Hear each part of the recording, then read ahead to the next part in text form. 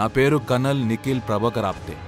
అలాగే నేను 20 ఏళ్ల పాటు ఇండియన్ ఆర్మీలో పనిచేశాను. ఈ 20 ఏళ్లలో నాకు మన దేశంలో పలు చోట్లకి వెళ్లే అవకాశం దొరికింది. ప్రతి ఆఫీసర్కి ఒక కథ ఉంటుంది, గతం ఉంటుంది, స్టోరీస్ ఉంటాయి. అవి ఇంట్రెస్టింగ్గా ఉంటాయి. ఇప్పటి వరకు ఏ మీడియాలో కూడా చెప్పనివి మనం తెలుసుకోవచ్చు కూడా. అలాగే మనం ఇవాల్టి దాకా కెమెరాకి చిక్కని ఎన్నో సంఘటనల గురించి తెలుసుకుంటాం.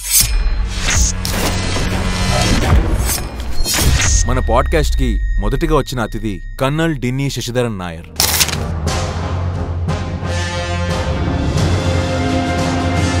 మొట్టమొదటిగా మీకు ఒక సులువైన ప్రశ్న. ఒక మలయాళీ రాజ్పుట్ రెజిమెంట్కి ఎలా చేరిపోయాడు? ఒక గొప్ప ఆటగాడు రాహుల్ ద్రావిడ్, ఆయనే నన్ను మోటివేట్ చేశారు. గొప్ప విషయం ఏంటంటే 1948లో హైదరాబాద్లో అయిన ఆపరేషన్ పోలోలో. కొత్త విషయం ఏంటంటే మనం ఈరోజు హైదరాబాద్లోనే ఉన్నాం.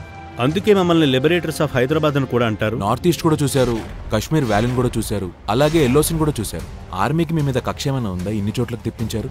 యాక్షన్ అన్నది ఫీల్డ్ కండిషన్లోనే జరుగుతుంది. ఆ ఎక్స్పీరియన్స్ కూడా ఫీల్డ్ కండిషన్లోనే వస్తుంది. 2001, 2002లో కాశ్మీర్లో వ్యాలీలో బాగా ఎక్కువగా టెర్రరిజం కదలికలు ఉండుంటాయి కదా. ఆ టైంలో పాకిస్తాన్ వాళ్ళ ఐడియా కూడా ఎక్కువగా ఇటువైపు రావాలని, టెర్రరిస్ట్ పనులు చేయాలని.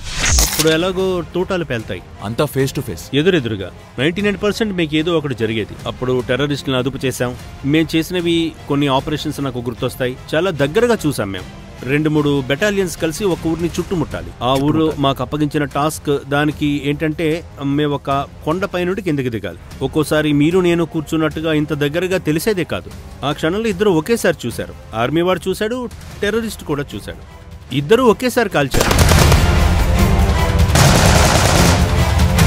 ఎవరు ఎప్పుడు ఎలా కాలుస్తారో ఎవరికీ తెలియదు.